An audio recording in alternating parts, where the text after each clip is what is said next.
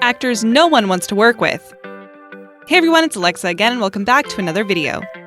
You can imagine that competition in the acting world is stiff, especially in Hollywood. So you must wonder how some of these actors and actresses get so full of themselves and set themselves up for failure because they're just so difficult to work with. We have a look at some of the fall from graces today and learn why nobody wants to work with the celebs featured on our list today. But before we get into today's video, make sure that you're subscribed and ring the bell so that you never miss any of our upcoming videos. Lindsay Lohan. It was one success after the next for a young Lindsay Lohan with Disney movies like The Parent Trap and Freaky Friday. She grew up in front of the cameras and did well with her high school comedy Mean Girls. However, she became more well known for her party lifestyle than her on-screen work, and things began to derail. She would rock up late on set or not at all and give a plethora of excuses. It was all because of her constant partying. She became too much of a risk on set. She was also accused of stealing a few times. She doesn't follow instructions, she doesn't learn her lines, and she's just not worth the risk, according to directors.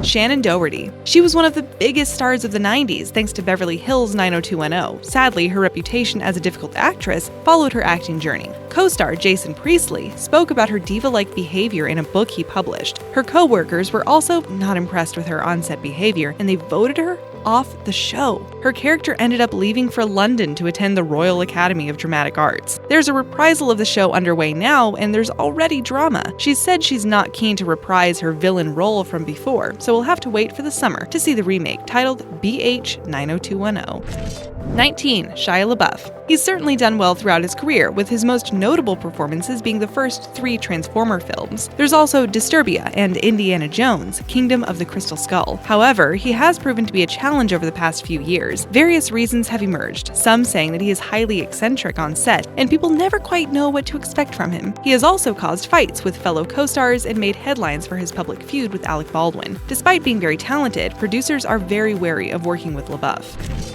Charlie Sheen. A man who needs little introduction is Charlie Sheen. He was massive during the 80s, but always enjoyed the party lifestyle and beautiful women. He had a good period when he married Denise Richards and had children, but that didn't last forever.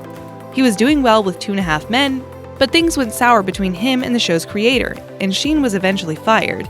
Massive public meltdowns, a failed sitcom called Anger Management, his HIV diagnosis, and negative sexual allegations have all set up Sheen for very little work in the future.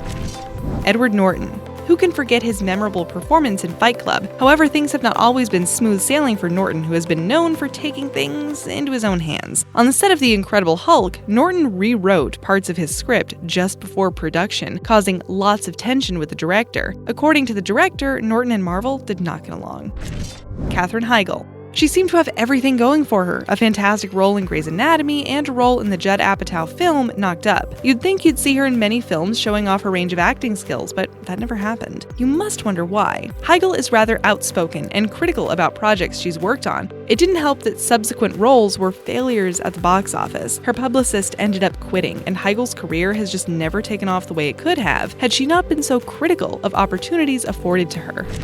Mickey Rourke. He was a hot ticket during the 80s. He had roles in fantastic films like Angel Heart, Rumblefish, and 9.5 Weeks. But in general, he had a nasty reputation and people stopped hiring him. He resorted to boxing for many years, which played havoc on his rugged good looks. Cheap plastic surgery didn't help his cause, and it took several years for his comeback to take off. He finally got the break he was after in the 2008 film The Wrestler. He then got another role as a villain in Iron Man 2, but he was soon back to his old antics and badmouthed the whole production. He still gets smaller roles, but nothing as noteworthy as he could be getting.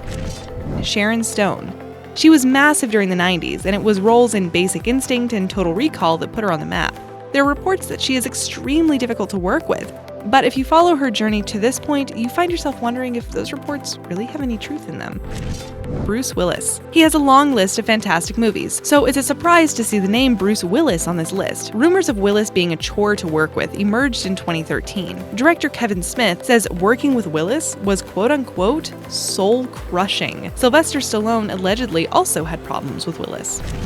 Wesley Snipes. Snipes is an extremely talented actor, and he has had memorable roles in several box office hits. Things were going brilliantly until the production of Blade Trinity. Snipes and director David Goyer did not see eye to eye. Rumors floated that Snipes had some serious prima donna behavior on set and behaved petulantly towards Goyer. The pair had several heated arguments, and Snipes was alleged to have tried to strangle Goyer. The movie flopped and Snipes tried to sue him. Things didn't go according to Snipes' plan, and he got into trouble for tax evasion and had a stint in prison, none of which were going to do his career any favors. He has had a few minor roles since, but nothing that could return him to his former glory. Casey Affleck. When you've been sued by two women, you're not helping your career at all. That's what happened to Casey Affleck. Both lawsuits were settled, but they hover over him, along with other claims that he is exceptionally derogatory and just not a pleasure to work with. Directors prefer to stay away. Steven Seagal. He rose to fame during the 90s and became well known for his martial arts. He trained many actors, including Sean Connery, before starring in films himself. He had a reputation for being difficult to work with. He was known to physically abuse and harass cast and crew members, and John Leguizamo claimed to have been physically attacked by Seagal. It may have affected his film career, but Seagal is no worse off for it. Vladimir Putin appointed Seagal as a diplomatic envoy to the US. Mike Meyers. His claim to fame was Wayne's World, then Austin Powers, and voicing the character of Shrek. You'd think there was no stopping Mike Myers, but he was his own worst enemy. Reports suggest that Myers often displayed diva-like behavior and even pulled out of a movie where he was unsatisfied with the screenplay. He was a screenwriter, and he got a paycheck for that. Universal sued him after that little episode. He did try and deviate from his comedy roles, but he never got it right. He made another attempt at comedy in the form of The Love Guru, but it failed miserably. He has retired from acting now, but that could be because there were no offers for him.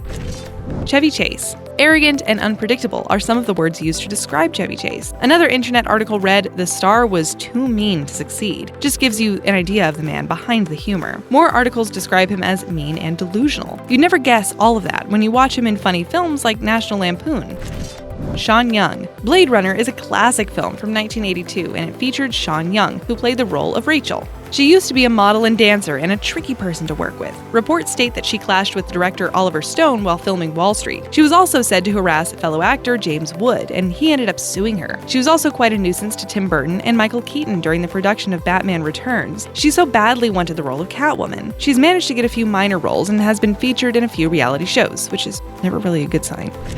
Val Kilmer. He was the golden boy of the movies during the 80s, but his behavior was not golden. He was rather eccentric and quite the bully. There's no denying that the man has oodles of talent, as seen in movies like Top Gun, Willow, The Doors, and Tombstone. However, talent can only get you so far. During the shoot of The Island of Dr. Moreau, Kilmer was said to have bullied director Richard Stanley, which saw Stanley get fired. He was replaced by John Frankenheimer, who was not a big fan of Kilmer. He was quoted as saying, "I don't like Val Kilmer, I don't like his work ethic, and I don't want to be associated with him ever again." Despite still getting excellent roles in films like Batman Forever and The Saint, he earned a reputation of being awful to work with, and the roles dried up. He does regret his behavior now, but maybe that's because there hasn't been any decent work in a while.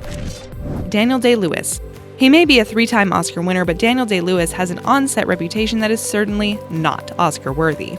He has been in films such as My Left Foot and There Will Be Blood, but it's said that he takes his roles so seriously that it's disconcerting to others. In My Left Foot, he played the role of a paralyzed man. He refused to get out of the wheelchair throughout filming, forcing crew members to carry him around. He allegedly threw bowling balls at Paul Dano while filming There Will Be Blood. During the filming of Gangs of New York, Day-Lewis would call Liam Neeson by his character name off-set, which Neeson despised. Russell Crowe. He has done some amazing movies like Gladiator and Les Miserables, but he does have a bad boy reputation. He has a fiery temper, which often gets the better of him. He's also known to be rowdy on set, and he's been very rude and insulting to his fans. His behavior is often irrational, diva-like, and aggressive. Reports state that Crowe threatened Branko Lustig, the director of Gladiator. Lustig called Spielberg and asked to leave the production. Julia Roberts. Always considered Hollywood's sweetheart, Roberts is not very well liked by her co-stars. She earned the nickname Tinker Hell during the filming of Hook. Nick Nolte claims she is not a nice person. Her bad moods affected Steven Spielberg. Critic Roger Friedman called her behavior chilling, and some sources claim that Meryl Streep suggested she never wanted to work with her again. Alec Baldwin. It's been said that Baldwin is not the easiest guy to work with cast and crew members confirming that he often rocked up on set late, would yell at the cast and crew, and would complain about the most trivial things like the air being too dry. He's had several public freakouts and has shown aggression toward the paparazzi. Best to avoid him for major future roles. Which of these actors do you feel would be the most difficult to work with? Let us know in the comments below. 1. Teri Hatcher.